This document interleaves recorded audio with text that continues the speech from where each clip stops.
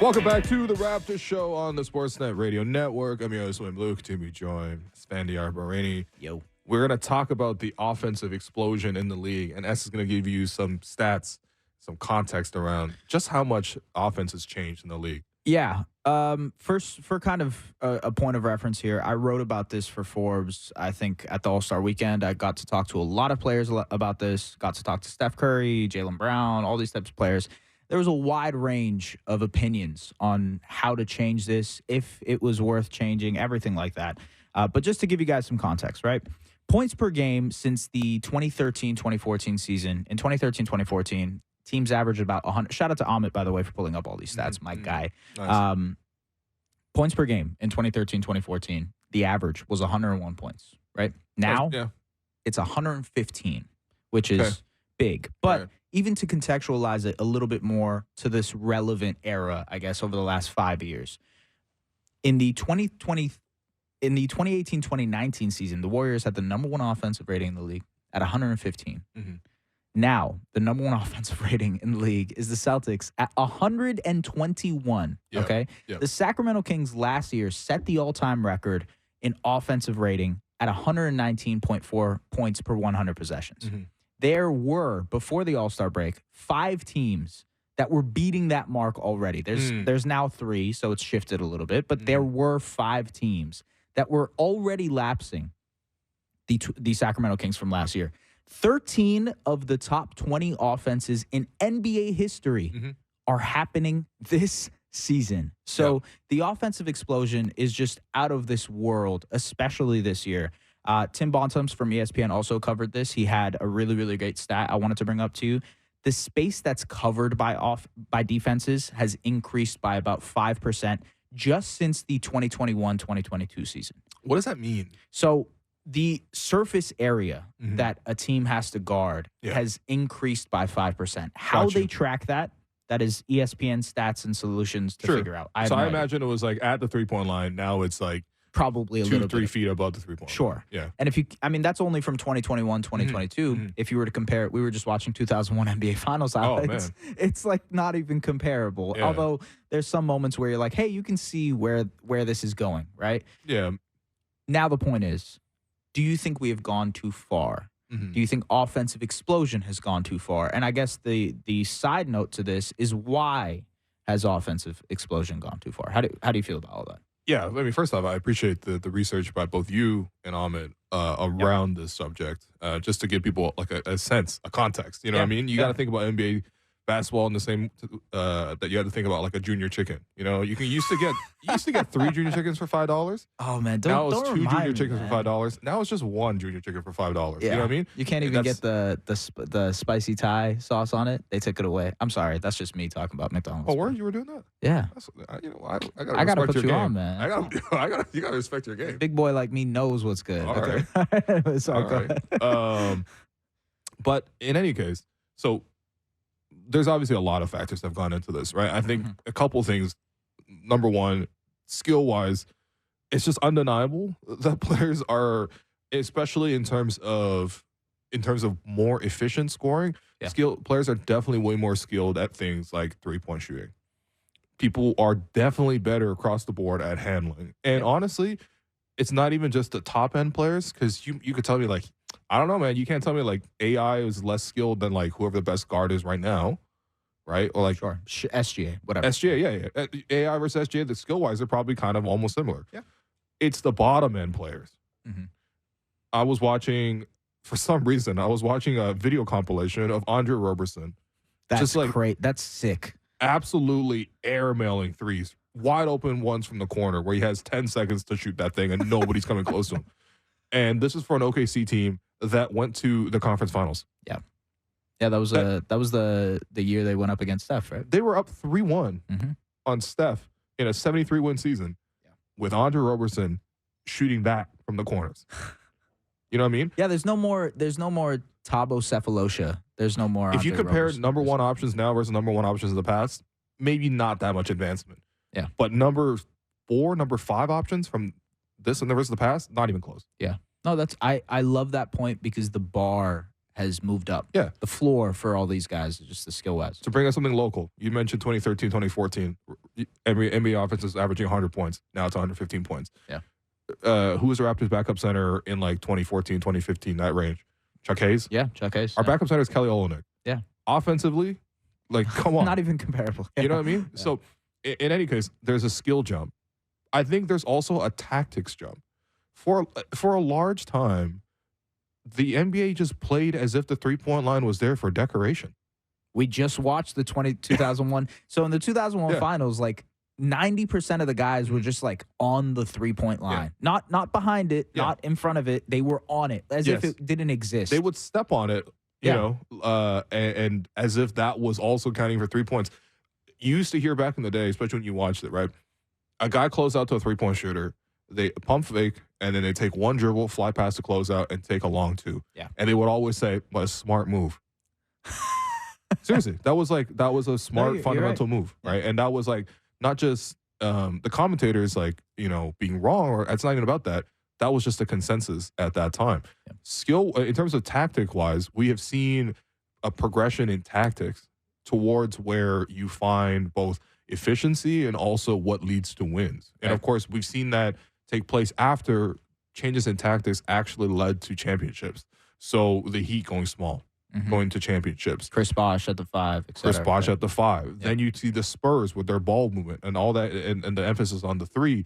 When the Warriors come up like that and they're shooting threes with this reckless abandon, which honestly at this point they're like a below average 3-point shooting team, based on how much teams shoot the 3. So you see a tactics change coming as well. And then on top of that, I do think that there are actual skill changes. You know, you might say that like players aren't as physical as they were before. Average age of the league is younger. You know, maybe attention to detail isn't as high. Fundamentals, blame AAU. Like, you can go down the list. But to me, the major two are just like the worst guys in the league are a million times better than the worst guys in the past. Skill levels are good across the board. And then tactics-wise, the league is actually catching up to essentially more optimal strategy. Well, it's the implementation of data science. It's analytics being brought into the NBA over the last 10 years and saying, well, the best shot you have are, you know, 3-point shots or shots within 5 feet of the basket. Layups and threes are what we want to optimize on any given night. That's changing a little bit now, where teams are realizing the value of being able to score in that, you know, mid-range area. Sure. You talk about, especially in the playoff setting, like just being able to score and get to the bucket is super, super important. I think eventually you're seeing that optimization, but also we were talking about this before, the skill level allows for that, or maybe like the creativity that is involved in basketball allows for a little bit of a tweak. So it's the optimization plus, hey, we have these guys who are highly skilled who can do a bunch of different things, not just shoot threes, not just get to the lane, but do, you know, mid-range pull-ups, floater game, you know, deep threes, whatever you want to call it. There's this level of skill out there that just didn't exist 10 years ago, 13 years ago. And it relates, like, you look at the stats. Again, shout out to Amit, but he pulled it up. 3-point attempts in 2013, 2024, 21.5 average. Now, every team, you know, averages about 35 a game. You're shooting 14 more threes a game. That I don't even think the 73-1 Warriors shot 35 threes a game. You're probably right. You know what I mean? And that's just an average team now. Yeah. The Detroit Pistons will put up 35 threes, and it's not even a headline. Easily. Yeah, exactly. Yeah. And I think, you know, we were talking about Wemby before this and how he kind of, the space being covered whole aspect. The great equalizer there, what is it? Length. Yeah. It's being able to cover more ground with your limbs. Yeah. And so that creates a little bit of an equilibrium. As big men become more important, and again, not more important, important again, I wonder if maybe we see a correction here. And it's never going to be a perfect science. We're never going to reach equilibrium with basketball. It's always going to be a give and take. But you're just trying to figure out what that is. And I think you see this offensive explosion. It's funny, Tom Haberstroh, shout out to him. He's on the Blazers broadcast usually. He just dropped an article today saying— He's got a Substack, yeah. Yeah, I got the Substack. Scoring is down. It's post-All-Star break. Again, it's a very small sample. But why is scoring down? Because fouling is down 20%. Yeah, sure. And I guess this is the thing I wanted to ask you. What are some solutions in terms of this offensive explosion? What do you think are some things that could work to maybe even the playing field, I guess? Because clearly not fouling, not calling as much fouls is part of it. But is there something else? So actually, before we even say that, honestly, to me, I feel like the league is realizing, quote unquote, they're getting closer to like optimal basketball, quote unquote, Sure. right? In the way that like baseball has really over the years progressed more towards optimal baseball in terms of what statistically and how you should play, even regardless of talent, to get to the most result, which is wins, right? Where people feel really uncomfortable with this is the most optimal basketball might not be the most aesthetic basketball that people actually enjoy. And so, yes, people enjoy winning, but do they enjoy winning under specific terms? And I think what's starting to happen is more and more basketball looks less and less like how you and I would go play basketball, or how the average person watching basketball would want to. No, my point is like, you know, if you're going to your average pickup game, not everybody has everybody spaced out perfectly in the corners. Yeah. Right? They're not running a high pick and roll, and well, they're probably running pick and roll, but they're not running a high pick and roll with a lot of pull up threes, and they're never taking mid range shots. They're Right. never taking like little like post up floater, like all that kind of stuff that like realistically, the way you would like, I guess the average person has interacted with basketball in their life, whether they played it in gym class or some other higher level, whatever, or they just played at a playground. That's what they conceptually know to be basketball. And then when they see people playing this version of basketball, the more that version of basketball, which is optimized, which is much more athletic, much more spaced out, much more like, honestly, like strategy driven. Yeah.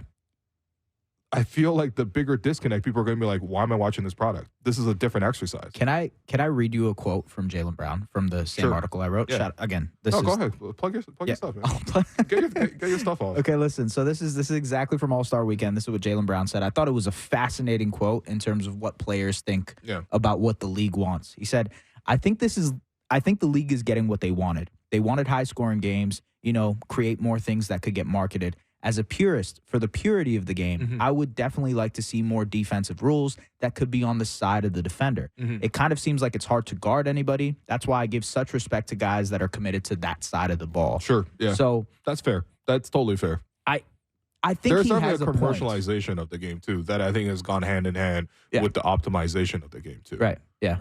Right. But in any case, in terms of rule changes, I mean, I think number one across the board, if you want to help the defense, you call less fouls. This is top-down, broad kind of things. Now, I think the question is, what type of foul do you want to call less of or allow more of? I have one specifically that jumps to mind. So when an offensive player beats a defensive player to a spot, this is usually when you're driving into the lane. Yep. And I think there is room for interpretation in this. It doesn't necessarily need a full-blown change in the rule. Okay. But there's moments where a guard or even a wing will drive, beat a defender to the spot, and it'll automatically be a foul on the defender. Okay. I think there are moments where that's absolutely the case, but there are also moments where the offensive player is clearly just trying to get the foul because they know, like, the classic example is Trae Young. Trae Young does this a lot, but that little weasel. Right. That's my nickname for him. You call him a weasel. He's a weasel, man. He just weasels around. He does weasel out his there. way around. Hopefully he weasels with Wemby in the future. Would love to see that, man. No, but Tom and Jerry act over there. That would be Tom and Jerry. You're right. That is a good call. I would. You know what? I don't want him there. I like the purity of Wemby too much. The purity of the game. Yeah, keep going. Yeah. No, I think those type of fouls could either be a no call or I don't think it should be an offensive foul. But you just let that level of physicality happen. If two guys get to the spot at the same time, if it's not excessive, if it's not something that, a guy gets thrown onto the ground for, you can kind of I know it's hard. It's part of the interpretation. And by the way, this is another side note issue here, which is there's been a ton of new referees in the NBA. A lot of the older referees have retired. This is a bigger problem. A lot of people, they're having a hard time recruiting. Yeah. Even though it's a really well-paid job, even though it's a pretty prestigious job. Hey, I would love, Sure, yeah. You get to wear the Emirates on they've got sponsorships on the direct jerseys now. That's wild. Crazy. But no, there's an actual problem where it's like referees are taking, especially across the board in all sports, taking so much abuse. Yeah. And it's been highlighted to such a degree that it's actually made it really difficult to recruit more refs. Yeah. And I think it's almost artificially, it's a downward cycle in terms of the more you have bad ref decisions and also the sheer amount of scrutiny that goes into it, the less people they are able to recruit, and then the less the quality goes down and down more and more. But no, anyway, I mean, I completely agree with that. Yeah. And but I guess I don't know. No one has sympathies for the referees. Apparently, I'm sorry. well, also, like, how do you fix that other than just giving them the experience and giving them the time to figure things out? Like, there's no other way to do it other than to get reps. You know? Well, there's less and less room for human error, and especially now that there's so much gambling in the game too. Like, there's way more, even more scrutiny on refereeing. Yeah, as there should be, really. If there's people money on the line, of course you will want everything to be as transparent and honest as possible. Yeah, but absolutely. Anyway, I think that is the one type of foul. Okay, it's not even. So you don't want like an offensive player jumping into a defensive player. Essentially, yeah. And I by the way, you don't want Jalen Brunson to have a success in this league. the little shake pivot moves. Nah, I don't mind his moves. It's fine. No, he's crafty. I think ultimately the NBA has tried to take this away. Like they had those moves where if you jump and you're not jumping in your actual shooting motion, we're going to call it an offensive foul now. Yeah. The kick out rule, all these type of things. They've tried to implement these things, but I just don't feel it's to the point where the defense has a chance to be able to really be physical. And that's why, you know, we were talking to Danny Green yesterday. We talked about the difference between regular season and playoff basketball. Yeah. One of the bigger differences is that they allow more physicality. You're able to guard and be a little bit more physical with your defender. I think you don't necessarily need a rule change. You just need referees to have a different interpretation of what the rule means. Okay. And that's a hard thing to distinguish. This is the one thing I push you back on. I think to me, it's like if the offensive player beats the defensive player to the spot, and then there's contact, then the offense has won. You need to. The questions are if they both go to the same spot roughly at the same time, then there should be kind of like a neutral. And then if the offensive player makes another move that baits the defender out of position, then you can punish the defender, right? But the tie cannot go to the offense. Okay. I get what you're saying. I mean, like, look, if you beat me to the spot and then I just cut you off by grabbing you or something like that, like that's a foul. That's in any not most sports it's like that. You know what I mean? Like, and of course, if the defensive player actually beats the offensive player to the spot, that should obviously absolutely be a call in the defensive player's favor. But I have another suggestion. Okay, what's the other suggestion? This is something that's very common, a very common suggestion, which I don't agree fully with removing defensive three in the key. That happens in Euroball. That happens in the thing. I don't necessarily agree with completely taking it away. Okay. By the way, like in the NBA, they don't call it much either. They really don't call it much. What about extending it? Do you want 5 seconds? Give me 5 seconds. I don't mind 5 seconds. Because they're not going to call it anyways, but they're going to call it even less now. I think the opposition to that is, well, you already don't want to see a game with a lot of pull-up jump shooting. Yeah. Do you think that happens in? You probably have to shoot it more if the paint is more like clogged. But I think the alternate of that is now the perimeter players can play more physical and worry less about blow-bys. Right. So you have less of a chance to pull up. Yeah. That's not bad, actually. Yeah. I kind of like that interpretation. It's a give and take, I think. I don't mind that. I actually would be in favor of defensive 5 seconds. I also think this doesn't help offensive explosion come down, but I think it cuts the game closer to maybe an equilibrium that feels more like I don't know, balanced. Yeah, I suppose balance is the way. Like, they gotta somehow make dunks worth 3 points as well. The fact that a 3-pointer is worth 50% more than a 2 is just like, it's too big of a relative advantage. What if they were to change it to like 2.5 points? Okay, that would be ideal in terms of like mathematically, but I just don't think no one's gonna be oh man, a 2.5 pointer. Kevin Harlan's like, wow, Kawhi with a 2.5, and the Sixers are going home. The Clippers are up 0.5. Is this the 2.5 dagger? Like, no, it's too difficult. It's just like the dunk contest when they started doing the averages of people out of 50, and it was like Obi Toppin with a 47.8. And I'm like, what? Yeah, no. What are we doing here, man? Jacob Toppin got robbed, by the way. Just another side note here. But he did get robbed, but he could have also done that cool dunk earlier in the dunk contest. I hate when players are like, yo, I was saving this for the finals. I agree. I'm like, yo, you're presumptuous, man. Do that stuff before you get to the finals, please. You know what I mean? Is there anything else, I guess, offensive explosion-wise? Like, does anything come to your mind in terms of a change? I would say, you know what? Let's go with some of the existing ones. taking away the corner three, I'm going to say no. Absolutely not. I completely agree with you. It just looks too silly. But I do agree that the corner three is a little bit too overpowered. Like if you're developing a video game, you would patch out a corner three. What if they were to Like the fact that extend? there's so many players whose whole career is just I'm going to wait in the corner and catch and shoot from there. PJ Tucker would be cooked. No, it's just you're not skilled enough to score that many points. Like you shouldn't be rewarded that many points for catching and shooting on the corner. Like if you run to the corner or you like, you know what I mean? Like corner threes aren't created by themselves, and that bothers me in a way. But I don't think you can change the geometry of the game that much. A little side note here before we go to break. Yeah, the Raptors are actually an interesting case of this because you know, if you think about how they've changed their identity from defense to offense, it's kind of fitting to see how they'll kind of coexist in this new environment moving forward. Okay, I think that's just one thing I wanted to bring up. You know, to make it more Raptors related. It's like as this offensive explosion is happening, as teams are trying to figure out how to play better defense. This is now a team that is trying to harp on the offensive side. Very interesting to see what that trend looks like moving forward. By the way, to the point of offensive explosion, last year's Raptors team, known for its misery in the half-court offense, is actually the highest offensive rating the Raptors have ever posted in the franchise, 115.5. All right, to put that in perspective, the Raptors the year they won the championship with Kawhi, with Danny, with Serge, whatever, 113.8. Wow. Last year's offense was the most efficient offense. That's the insane. league is a little inflated. There's